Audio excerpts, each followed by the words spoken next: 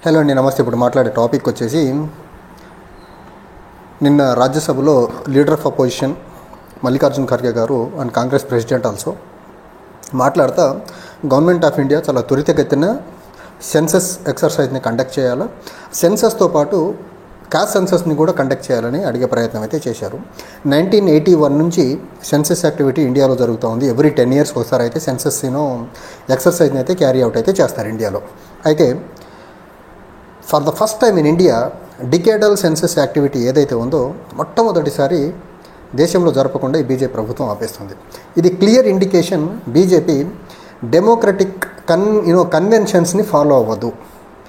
దేశంలో పేద ప్రజలు కౌంట్ కరెక్ట్గా తీసుకొచ్చి వాళ్ళకి ఇవ్వాల్సినటువంటి వెల్ఫేర్ ఇచ్చేదానికి బీజేపీకి మనసు రాదు అనే దానికి బెస్ట్ ఎగ్జాంపుల్ ఇది. ఇప్పటికి ఇండియాలో జరుగుతున్నటువంటి పాలసీ ఫ్రేమింగ్ ఏదైతే ఉందో 2011 జనాభా లెక్కల ప్రకారం జరుగుతుంది. యాక్చువల్గా ఎలా జరగాలంటే 2021 జనాభా లెక్కల ప్రకారం జరగాలి.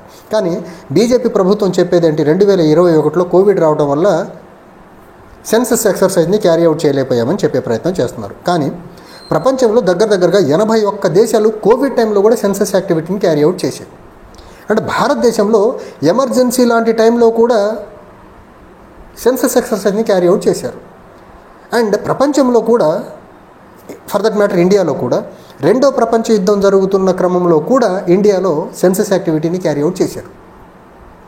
రెండో ప్రపంచ యుద్ధంలో సెన్సస్ చేశారు, ఎమర్జెన్సీ టైంలో ఇండియాలో సెన్సస్ యాక్టివిటీ చేశారు. అండ్ ప్రపంచంలో కోవిడ్-19 ఉన్న టైంలో కూడా 81 దేశాల్లో సెన్సస్ని కండక్ట్ చేసిన భారతదేశంలో బీజేపీ ప్రభుత్వానికి మాత్రం కోవిడ్ అయిపోయి 5-6 సంవత్సరాలు అవుతున్నా ఈ రోజుకి సెన్సస్ యాక్టివిటీ కండక్ట్ చేయట్లేదు. అంటే బీజేపీ మనసు టువర్డ్స్ దేశానికి పాలసీ ఫ్రేమింగ్లో ఒక డేటా ఎంత అవసరం అంటే అంత అవసరం.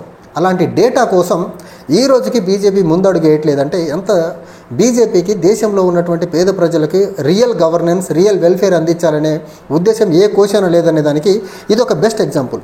మొన్న బడ్జెట్లో గవర్నమెంట్ ఆఫ్ ఇండియా సెన్సస్ యాక్టివిటీకి అలొకేట్ చేసినటువంటి మనీ ఎంత అంటే 575 crores. ఇది 2 రాష్ట్రాల్లో సెన్సస్ యాక్టివిటీని క్యారీ అవుట్ చేసేదానికి కూడా సరిపోయినటువంటి డబ్బు. సో ఈ meagre amount of allocation to the census department ఏదైతే హోమ్ మినిస్ట్రీ ద్వారా క్యారీ అవుట్ చేయాల్సినటువంటి ఎక్సర్సైజ్ ఇది, ఈ మీగర్ అమౌంట్తో గవర్నమెంట్ ఆఫ్ ఇండియా ఇండైరెక్ట్గా మెసేజ్ ఇచ్చింది ఏంటంటే ఈ సంవత్సరంలో 2025లో కూడా సెన్సస్ యాక్టివిటీని మేము క్యారీ అవుట్ చేయట్లేదని మాత్రం చాలా క్లియర్గా చెప్పే పని అయితే చేసింది. అయితే 1931 సెన్సస్కి ముందు మహాత్మా గాంధీ గారు ఒక మాట చెప్పారు, ఒక మనిషి యొక్క హెల్త్ కండిషన్స్ కోసం రెగ్యులర్ హెల్త్ చెకప్స్ ఎంత ఇంపార్టెంటో మనిషికి, దేశం యొక్క సామాజిక స్థితిగతుల కోసం, దేశం యొక్క హెల్త్ కోసం సెన్సస్ యాక్టివిటీ కూడా అంతే అవసరమని మహాత్మా గాంధీ గారు చెప్పారు. కానీ బీజేపీకి మహాత్మా గాంధీ గారి ఆలోచన విధానం కానీ మహాత్మా గాంధీ గారి ఆలోచనలు పట్టవు. బీజేపీకి ఎవరు ఆలోచనలు లేకుతాయి? సవార్కర్, గోల్వాల్కర్, గాడ్సే, విజయ్ మాల్వియా, మదన్ మోహన్ మాలవీయ ఇలాంటి వాళ్ళ ఆలోచనలు లేకుతాయి. అంతే తప్ప మహాత్మా గాంధీ, సర్దార్ పటేల్, జవహర్లాల్ నెహ్రూ, సుభాష్ చంద్రబోస్ ఇలాంటి వాళ్ళ మాటలు ఎక్కవు. సో బీజేపీ యొక్క యాటిట్యూడ్ టువర్డ్స్ గత 6-7 సంవత్సరాల కాలంలో సెన్సస్ యాక్టివిటీ కండక్ట్ చేయకపోవడం వల్ల ఎంతోమంది పేద ప్రజలు గవర్నమెంట్ యొక్క వెల్ఫేర్కి అందకుండా చాలా దూరంగా ఉంటున్న పరిస్థితి. దాని మీద బీజేపీకి ఏ పార్టీ కన్సర్న్ ఉండదు. అండ్ సెన్సస్ యాక్టివిటీ అంటే జస్ట్ అదేదో పాపులేషన్ కౌంట్ ఒకటే కాదు, పాపులేషన్ కౌంట్తో పాటు ఎంప్లాయ్మెంట్ డేటా తెలుస్తుంది. ఎంప్లాయ్మెంట్ డేటా తెలిస్తే బీజేపీ యొక్క డొల్లతనం బయటపడిపోద్ది. బీజేపీ వచ్చిన తర్వాత 2011కి అన్ఎంప్లాయ్మెంట్ రేట్ ఎలా ఉంది, 2021కి ఎలా ఉందో తెలిస్తే మోదీ ఫెయిల్యూర్ మొత్తం పడిపోద్ది అనేసి సెన్సస్ యాక్టివిటీ కొంచెం లేట్ చేసే ప్రయత్నం చేస్తున్నారు. తర్వాత obviously family structure of India తెలిసిపోతుంది. తర్వాత సోషియో ఎకనామిక్ కీ ఇండిసెస్ కూడా సెన్సస్ ద్వారా బయటపడతాయి. కాబట్టి బీజేపీ టైంలో సోషియో ఎకనామిక్ కండిషన్స్ దేశంలో ఎంత దిగజారినో బయటపడకుండా ఉండాలంటే సెన్సస్ని ఇంకొంచెం డిలే చేస్తే బాగుంటుందనే ఒక దురుద్దేశం మాత్రం బీజేపీలో చాలా క్లియర్గా కనిపిస్తూ ఉంది. అండ్ ఇంకోటి ఇక్కడ సెన్సస్ యాక్టివిటీ విషయంలో బీజేపీ ఇంకొకటి ఇక్కడ వీళ్ళు చాలా క్లియర్గా దీన్ని డిలే చేసేదానికి రీజన్ ఏంటంటే బీజేపీ యాజ్ యూజువల్లీ వాళ్ళకి కన్వెన్షన్స్ మీద నమ్మకాలు ఉండవు కాబట్టి డిలే చేస్తున్నారు, నెంబర్ 1. దానికంటే ఇంపార్టెంట్ ఏంటంటే 2026 తర్వాత జరిగే మొదటి సెన్సస్ లెక్కల ప్రకారం డీలిమిటేషన్ ఎక్సర్సైజ్ని క్యారీ అవుట్ చేయాలి. కాబట్టి 2026 తర్వాత ఈ సెన్సస్ని క్యారీ అవుట్ చేసి ఆ క్యారీ అవుట్ చేసిన జనాభా లెక్కల ఆధారంగా డీలిమిటేషన్ బీజేపీకి అనుకూలంగా చేసుకోవాలని ఒక దుర్బుద్ధితో పేద ప్రజల్ని 6-7 సంవత్సరాలుగా అందాల్సినటువంటి వెల్ఫేర్, అందకుండా పేద ప్రజల నోట్లో మట్టి కొట్టే ప్రయత్నం చేస్తున్నారు ఈ బీజేపీ వాళ్ళు. సో బీజేపీకి డెమోక్రటిక్ కన్వెన్షన్స్ అన్నా, డెమోక్రటిక్ ప్రిన్సిపల్స్ అన్నా అసలు వాళ్ళ బుర్రకు ఎక్కవు అనే దానికి బెస్ట్ ఎగ్జాంపుల్ కోవిడ్ అయిపోయి 5 సంవత్సరాలు అవుతున్న సెన్సస్ యాక్టివిటీని ముందుకు తీసుకెళ్ళకపోయే విధానం. కానీ అదే బీజేపీకి వర్క్స్ ప్రాపర్టీస్ బిల్ తీసుకురామంటే తీసుకొచ్చేస్తారు. అదే కోవిడ్ టైంలో రామ మందిరం నిర్మాణం చేస్తారు వీళ్ళు. రామ మందిరం ఇనాగ్రేషన్ శంకుస్థాపన చేస్తారు, తర్వాత అవసరమైతే ఇనాగ్రేషన్ చేసేస్తారు. కానీ సెన్సస్ యాక్టివిటీ చేసేదానికి మాత్రం వీళ్లకు కోవిడ్ అడ్డు వచ్చేసింది. అంటే బీజేపీ ప్రయారిటీ చూడండి, మతపరమైన అంశాలకు ఇచ్చే ప్రయారిటీ దేశంలో పేద ప్రజల యొక్క వెల్ఫేర్కి ఇవ్వరు అనే దానికి ఎగ్జాంపుల్ చెప్తున్నా. రామ మందిరం కట్టొద్దని నేను చెప్పలా.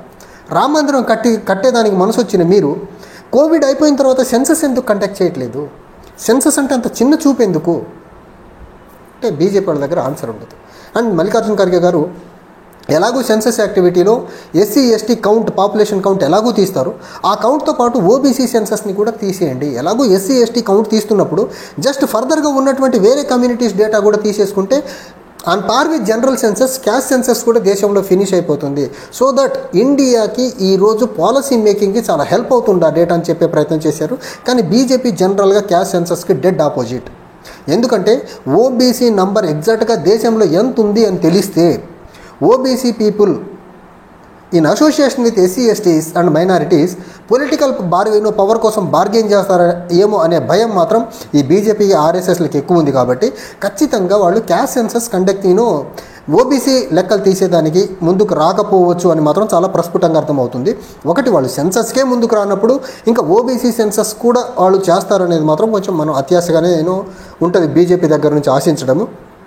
ఓవరాల్గా బీజేపీ మాత్రం ఒక్క విషయం మాత్రం చాలా చాలా క్లియర్, పాలసీ మేకింగ్ మొత్తం వాళ్ళకు అనుకూలంగా ఉండే పాలసీసే చేస్తారు తప్ప దేశ అవసరాల కోసం, దేశ ప్రజల అవసరాల కోసం బీజేపీ పాలసీలు చెయ్యదు అనేదానికి ది బెస్ట్ ఎగ్జాంపుల్ సెన్సస్ని కోవిడ్ అయిపోయిన తర్వాత కూడా 2021లోనే చేయాల్సిన సెన్సస్ యాక్టివిటీని ఈ రోజుకి దాన్ని పట్టుకోకుండా ఉంటున్న విధానం.